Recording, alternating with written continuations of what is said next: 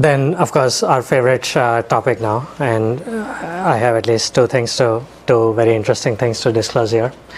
But before I disclose them, last time we met was April 2014, and so, maybe I'll recount where we are from our technology point of view since then. So we shipped FVP, I can tell you that it'll save you money, it'll get you scale-out storage performance, it'll work on any storage system.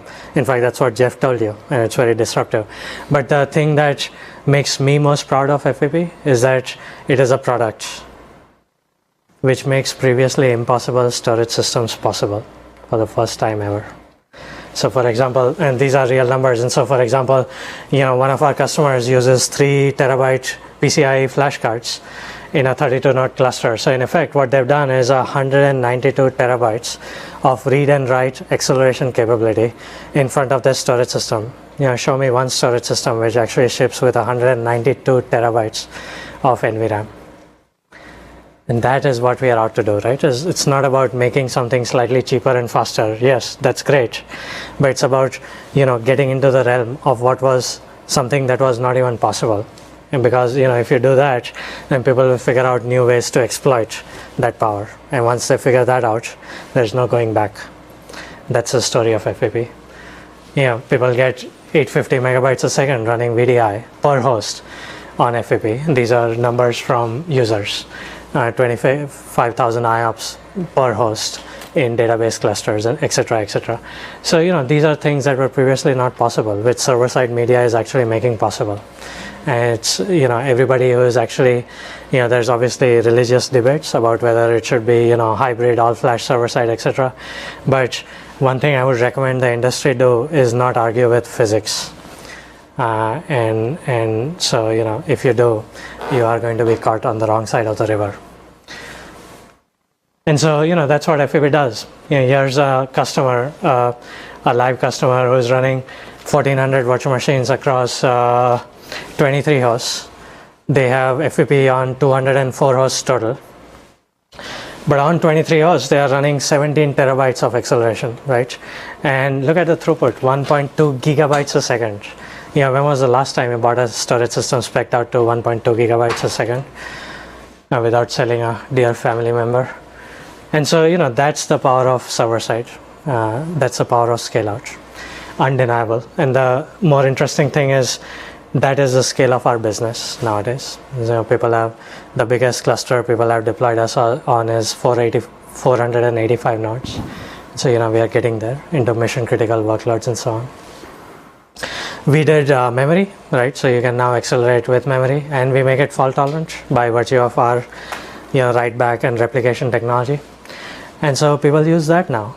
And one would think that people would use memory for the little Mickey Mouse use cases here and there in their home labs and so on. Here, real customer with a DFTM FVP cluster across 12 hosts that uses 6.75 terabytes of physical RAM. And the funny thing is, if you actually divide it by 12 hosts, it's not much. It's just half a terabyte per host, and that's the beauty of it, right? As Intel is now pushing 3 terabytes of memory per server, etc. So, this is peanuts, but this is the power of scale out, right? You aggregate a bunch of them, and suddenly you're talking about numbers where, no storage system that you can buy can actually compete with that. And so it's not just about price, it's about, it's just impossible. And then, of course, in this case, the guy is with DFTM-z, which I'm going to talk about in a second. That 6.7 terabytes of memory is actually acting as 7.3 terabytes. So, suddenly a free terabyte of memory, that's $14,000 right there. The great thing about memory, when we started shipping DFTM, obviously we said, look, now we are flexible. You can use flash, or if you don't want flash, you can use RAM. Great, go home. But the thing that really excites me about doing DFTM, just like, what I just said, right? Making impossible to build storage systems is DFTM is a form of infrastructure level in memory computing. If you look at the big data world, you'll find a lot of papers talking about how you should store all the data that you are going to transact in memory, so that you never, you can actually access data the same speed as CPU, almost. And so, people like Facebook, etc., actually made specialized libraries to make it happen. Memcached was one of those products, right? Is if you have a specialized application, and if you employ computer scientists on your payroll, then you can actually store everything in memory. How cool is that? It was really cool. And so some ISVs actually caught wind of it, right? And so they said, well, maybe I should do it in my application and ship it out to all my users. And so, you saw it in SAP HANA, right? That's an in-memory analytics system. Oracle 12c does something similar in-memory analytics. Again, if you pay a lot of money to Oracle, but they do it anyway. And so, it went from a place where you needed to change applications to a place where those new applications were shipped to you. Of course, at a premium, but they were shipped to you, so you didn't need to change anything. But unfortunately, that only applies to applications, if the applications you use happen to change, right? That's the problem. And there's obviously hundreds of thousands of applications that enterprise IT uses. And so our take on this problem is, why not we actually make in-memory computing an infrastructure level problem? What if we just, do a memcached, but inside the hypervisor, and then any virtual machine, any application that you care to run is using memcached. And we are also very proud of that, not just because of the wide applicability, right? Any application can do it. This is like vMotion, right? Instead of actually worrying about, migrating every application, clustering every application, you just kind of solve it at the VMware layer. It's like HA. Same thing for acceleration is, you solve it at the infrastructure layer. There's also operational benefits, right? As the application administrator doesn't really know how much memory they should be using, because they don't really know how much memory there exists in the total data center. But the infrastructure guy does know that. And so if they can actually administer it and make it available to every application in the world, that's even better. It's a win-win, right? The app admin wants it, but they don't want to administer it because they don't understand how to administer it vis-a-vis all the other things that are going on in the data center. So that's what, we are out to do, with DFTM. Again, it starts off with a very simple thing. Well, it's going to speed up your storage. But this is what we really want to achieve for people, right? Infrastructure level in-memory computing. Last thing is, if you are going to do infrastructure level in-memory computing, then you better be able to use gobs and gobs of memory, because the whole model is that a ton of memory exists and then you actually make a data tier out of it. And the way you do it is, well, memory is precious, at least more precious than flash.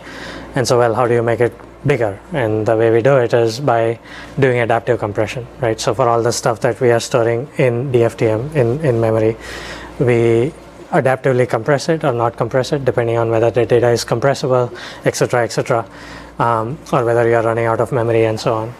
And we are seeing some great results. So this is a screenshot from I think a German customer of ours.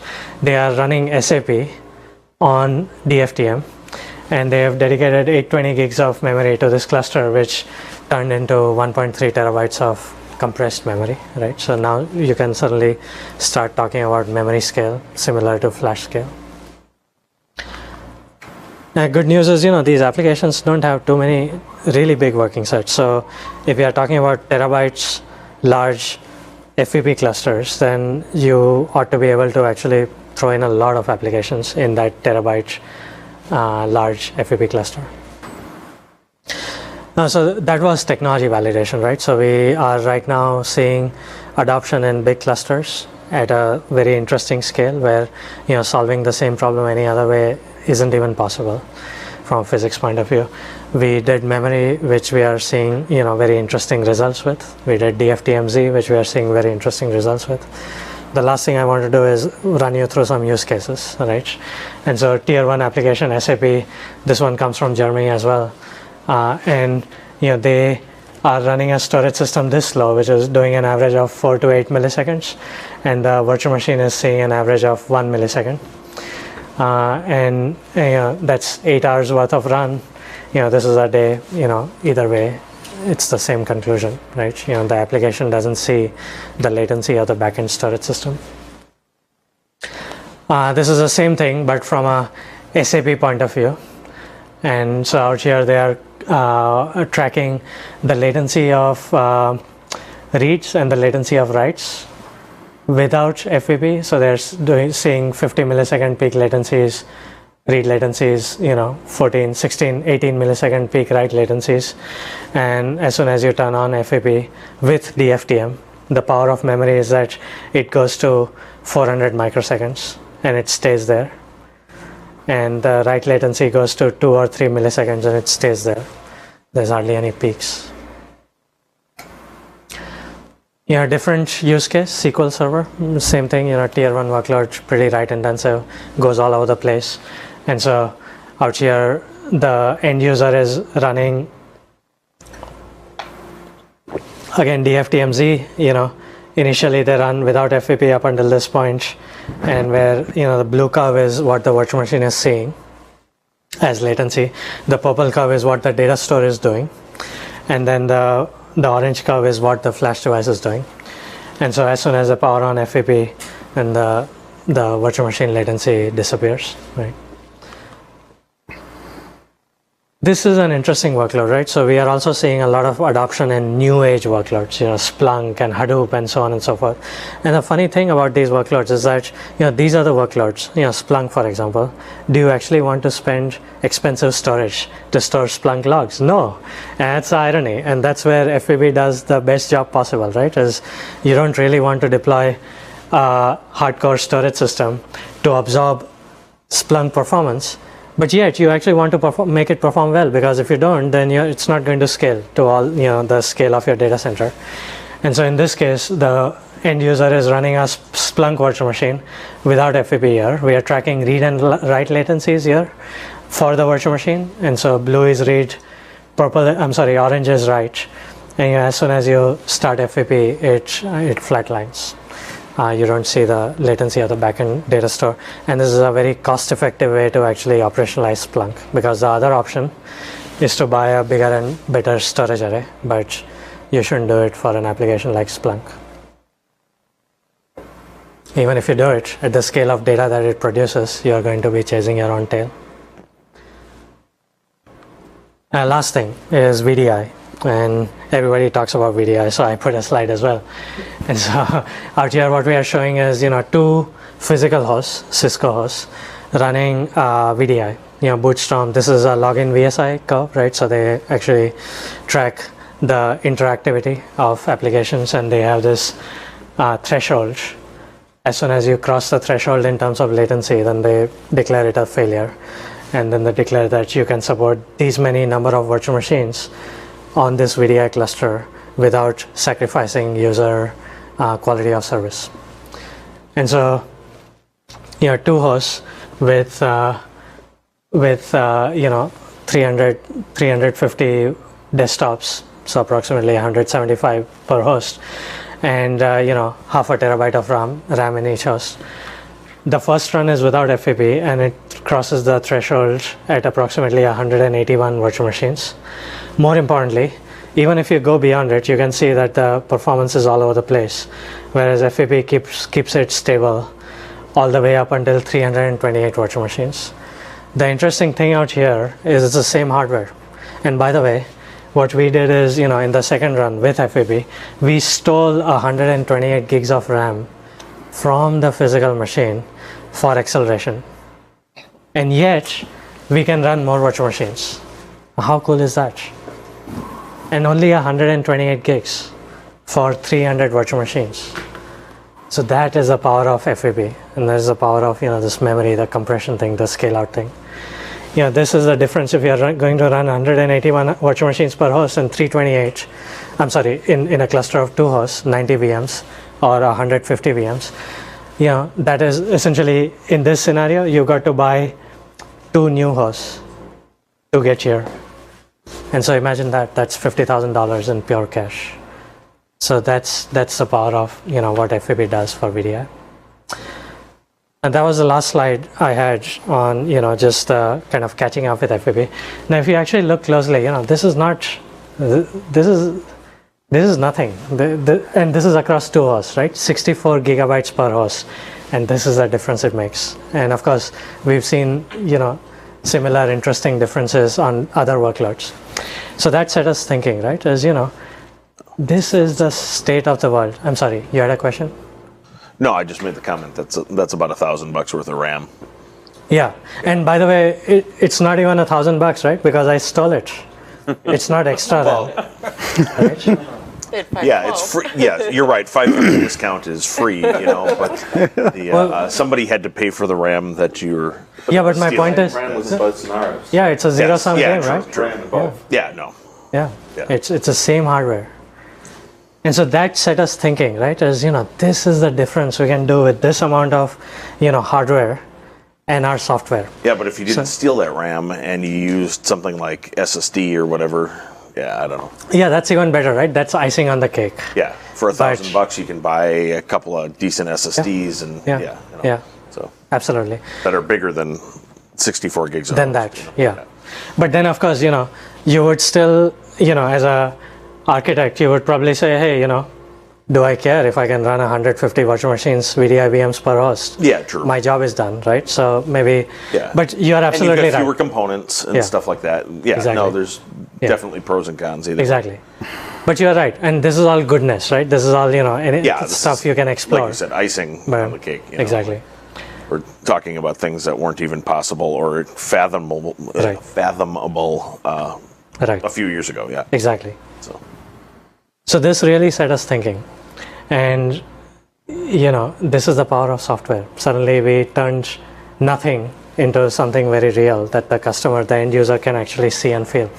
And so, this then became a very religious thing for us. It became a meta question for us is, this is the state of the world today.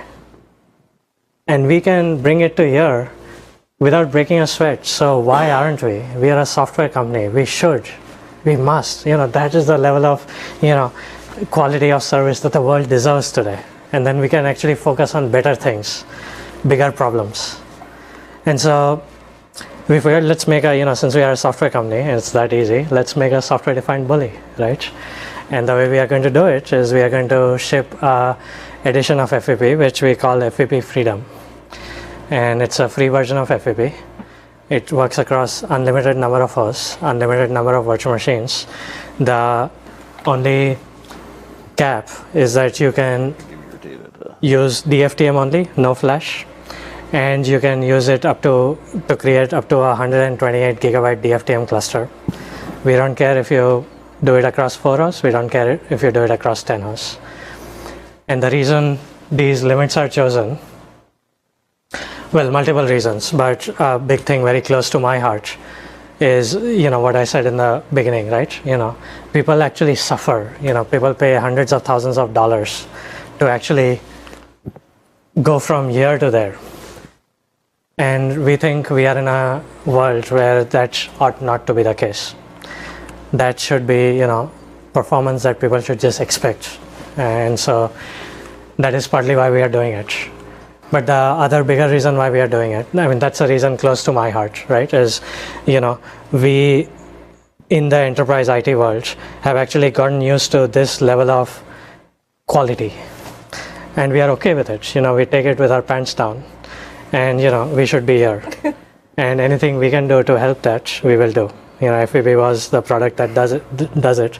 Now we are going to, bring the bar even lower to get there.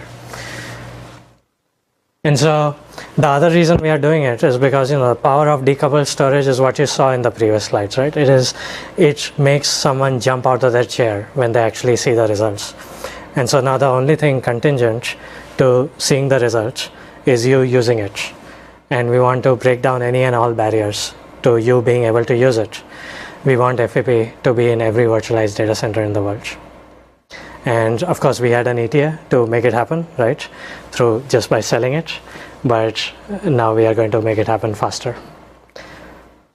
The other reason we are doing it now versus earlier or later is because now we are getting close to the 3rd generation of FVP, right? So we have actually sorted out through a lot of, feature requests, right? For example, the first version of FVP didn't do NFS. Well, we solved that. The first version of FVP didn't do DFTM. We solved that. and so on and so forth. So it's a very, very, very mature platform. And so, for the amount of time it has been in the market, we've seen a great amount of, actual data points which make us, confident that if you try it out, it's going to, do interesting things for you. It'll blow your mind. And so this is the time to do it then. Is that the last slide, or is it? No, it's not the last slide. Right. You'd wish it was the last slide, right? But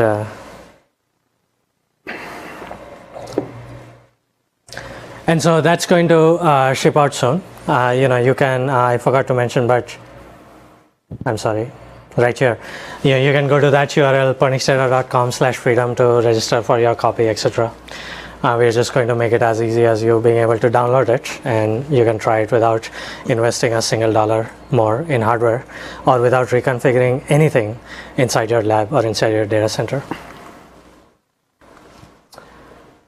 And so the last thing I want to cover is FVP itself. We are getting to very close to, and some people out on the internet have had the chance to try this out.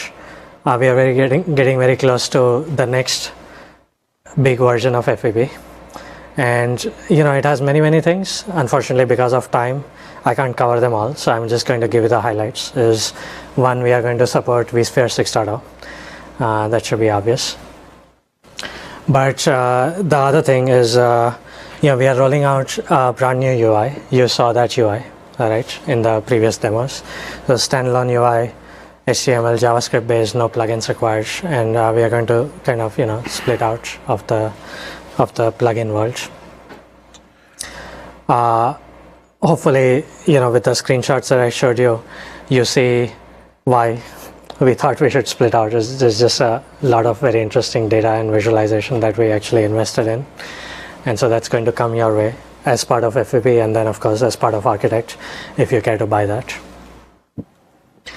And the last thing, of course, is this whole vBall thing, and so we are going to support vBalls, right? And I'm going to show you a demo. But the interesting thing about vBalls is you should expect the same kind of. Some people are looking funny. vBalls. Okay, well, we'll do vBalls. By the way, this is my inside joke. Is I happen to write the vBall spec, and when I wrote it, that was how I wrote it. And after then, it has become an atrocity, right? People do that and that and that and that, and Yeah. No one does that. Nobody does that. It should be the first one. It is the second one. Yeah, well, it turns out in the UI it is that, but in marketing material it is that. And so anyway, Yeah. Balls. You don't just want one. So yeah, Well, maybe you have a very small implementation. exactly. Yeah. A single VM. One is- vBall. Just the config people. Yeah, our cloud, our cloud insights showed that people want one vBall. So we made one vBall. One single vBall.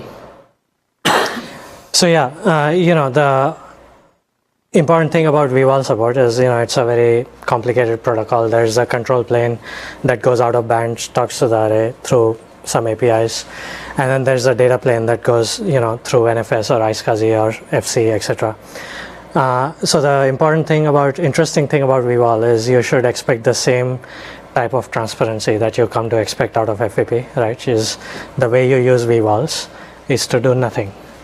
Is you choose the virtual machines you want to accelerate, the ones that are on vBalls, and you choose the policy that you want to use as acceleration, and everything else is taken care of. There's no new networks to configure, there's no new protocol endpoints to configure, there's no new VASA providers to configure if you are familiar with vBalls.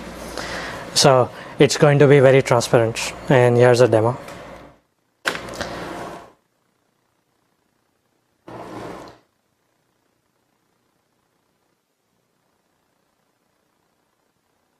Who's that? The stream is down, The apparently. stream is dead. Or should I pause? We've been up and down. Other people report that the stream is fine. I've got 200. Okay. Australia is fine with the stream. California is not. Is Canada fine? Because it's big in Canada, so I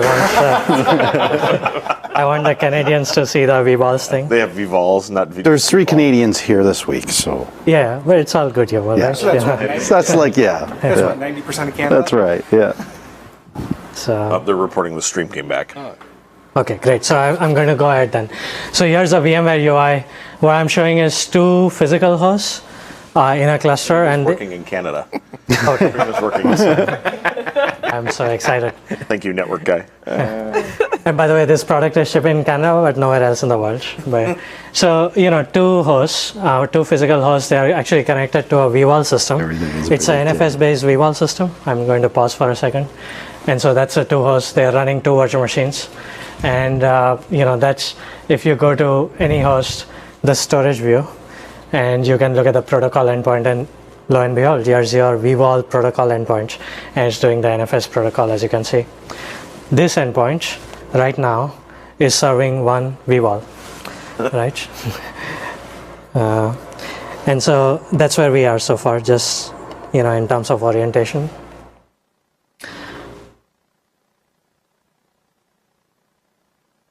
It's a normal vWall. It's not a Canadian vWall, but that's a big vWall. Yeah. And so let's see, I'm going to the second host, same thing, protocol endpoint is the same vWall data store that is available out there as well. Same protocol endpoint that is available out there. And so we'll visit a VM that is running on one of these hosts.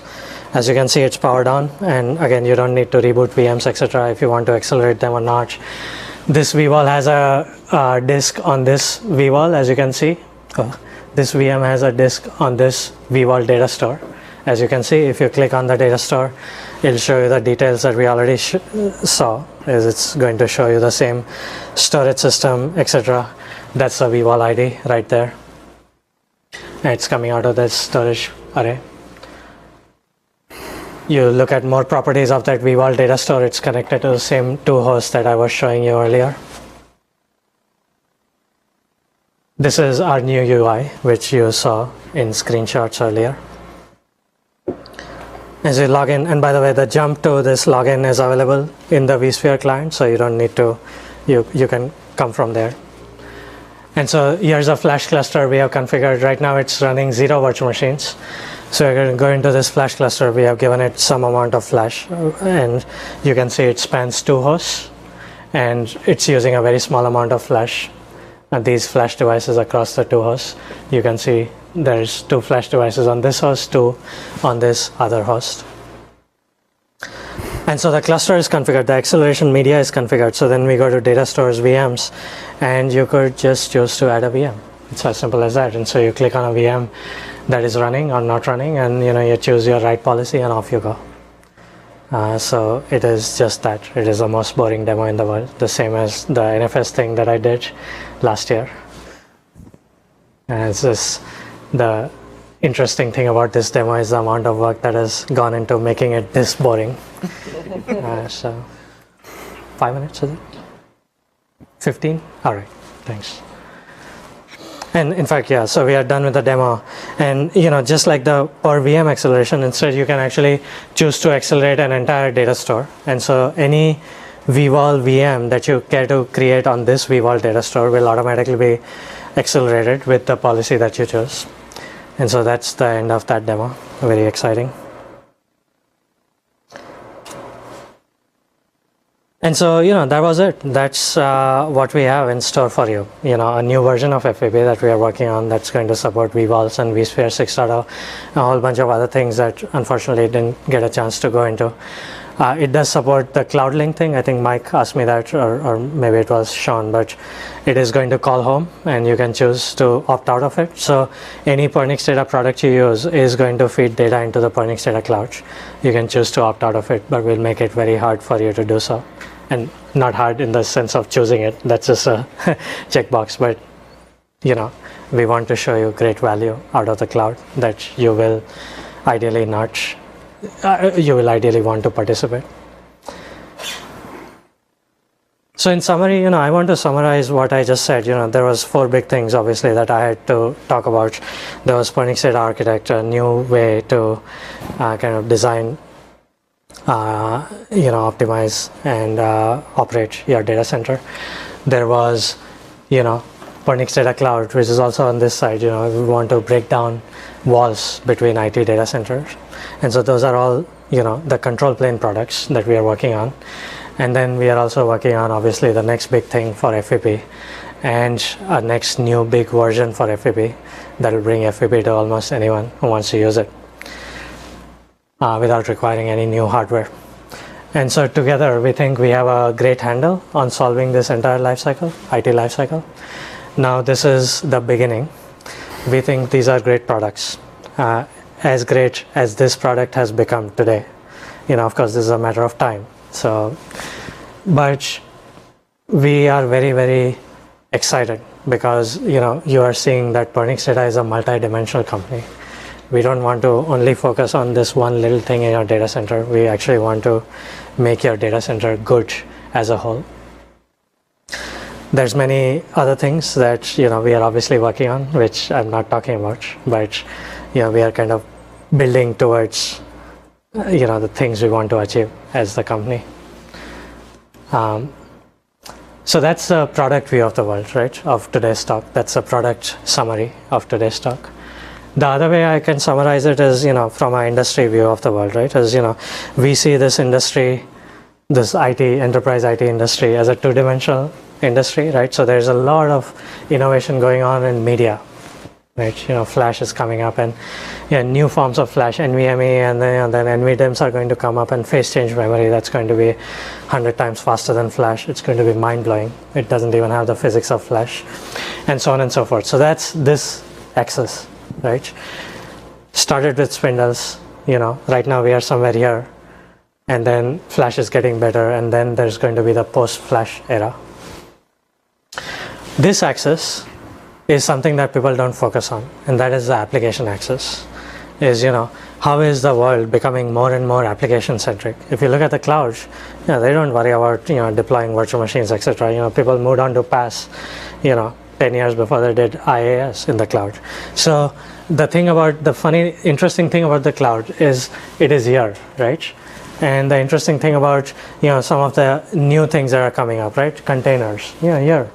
So we are, as storage vendors, for example, we typically start our journey from here. And most storage vendors actually end their journey here. They either go out of business or get acquired or go IPO. But that's so sad, right? When you can do all of that, you can be more and more and more application centric.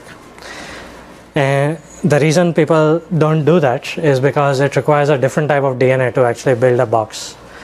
And it requires a different type of DNA to actually build applications and operating systems to run that application. And the thing I'm really proud of about PernixData is we have that DNA. We have a mix of that, right? We are storage system builders, but we actually came from a virtualization background, like Jeff was saying, and we are going to exploit it. And, the way I see our progress so far is, there was all this progress. And don't get me wrong, by the way, this is gray only because I want to show the PernixData things in red. This is not to say that one thing is better than the other. But, there was all this stuff going on before PernixData came, to life. As people started here, legacy storage, then they figured, you need to put in some Flash in your storage systems, a bunch of hybrid storage systems. And people said, well, screw spindles, let's all do Flash. So, there's a bunch of all Flash arrays. All this while, of course, the physics problems exist, right? It's not scale out. And so there's only so much the Flash can do if you put it here. And so there's some other vendors who came in saying, let's do scale out storage. And that's pretty good. FVP does that as well.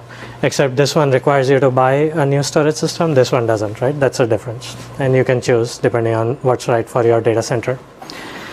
But we think we did this because we wanted scale-out storage for everyone. And the way you do scale-out storage for everyone is you separate it from the capacity problem. So that way you can deploy scale-out storage on top of any capacity that you care to have.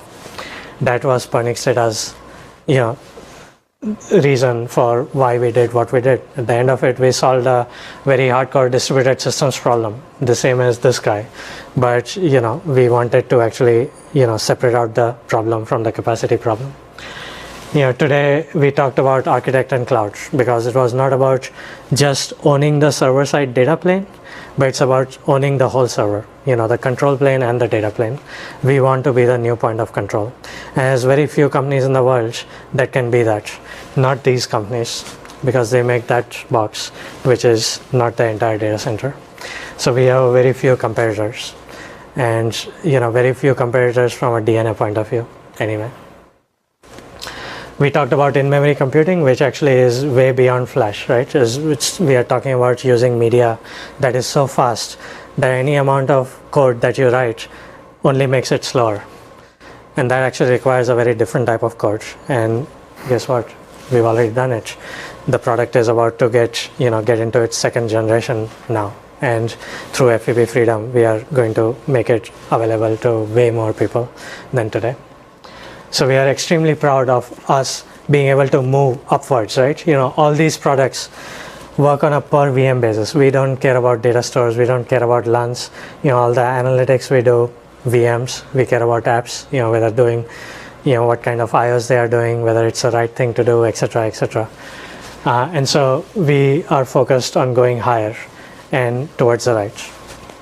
So that's my industry view of the world. And the last thing I'm going to tell you talk about, and not the real last thing, the last thing, this is not like the Final Fantasy thing, this is like the real Final Fantasy, is, and I love this, is actually Mark Leslie, who was a former CEO and chairman of Veritas, and who is on the board of PernixData, built a great software company in his past, and now is helping us build one, talks about this. He talks about the arc of company life. And he says that companies are born and then they actually peak and eventually decline. Happens with every company. And, look at DEC, SGI. Happens with every company. The companies that endure because they actually figure out, before they reach the peak, they actually figure out a new arc to latch on before this arc actually starts going down. And I make that jump. This is VMware, right? This is Oracle. This is Microsoft. Started with virtualization, got into management. Oracle started with databases, got into applications. Now is getting into clouds. That is how you endure, not by just adding one more deduplication feature inside your disk array. So this is very important. This explains why we are doing what we are doing, right? In a different way. It explains why we are doing what we are doing in a company building way. Is we should expect disruption to happen. And so the right thing to do is for PernixData to actually work on things that are going to disrupt PernixData. We should own it. And so if you actually use those fundamentals in the light of the storage industry, then this is how the storage industry is progressing, right? As we started off with legacy storage, it has its arc, that's today. It's a done deal. And so people made hybrid storage systems. That became popular. So the height of the arc is how popular the technology is, right? And the width of the arc is how long it lasted. And so, it kind of sort of became popular before it lost steam, because all flash arrays came along, right? While it was losing steam, the hybrid guys said, this is not going to work out, so let's put in some flash inside the hybrid disk arrays. Well, that didn't work out very well too. Most hybrid vendors are now doing all flash arrays, right? Or at least they want to. The all flash array vendors came along and they have a good life. Right now they are somewhere here, enjoying the good life. And then some of the legacy vendors caught wind of this thing, and so they actually made their own all flash lines, and it's doing pretty well. The server side guys started slightly later. People like hyperconverged guys, people like decoupled vendors, like FVP and so on, PernixData. And we are doing reasonably well too, but server side is not a done deal because new innovation is going to come up on the server side, and we are waiting for that. But equally important is not to only focus on the data path of the server side, but also focus on grabbing control. If you're on the server, why not? And so that's what we announced today, right? We are going to build up on the great platform that we already have. Now the only last thing that remains is that there is going to be a meteor that maybe, screws around with these guys or even with us. Disruption is bound to happen. the only thing worse than disruption is actually believing that it's not going to happen to you, right? And so the best thing you can do is, at least plan your company and your products in a way that, that Meteor could potentially be a new arc on top of what you're already building. We think we have that. The real question is, well, what is that Meteor, right? And that's a fascinating conversation, right? And that's exactly the conversation we are going to have maybe the next time we meet.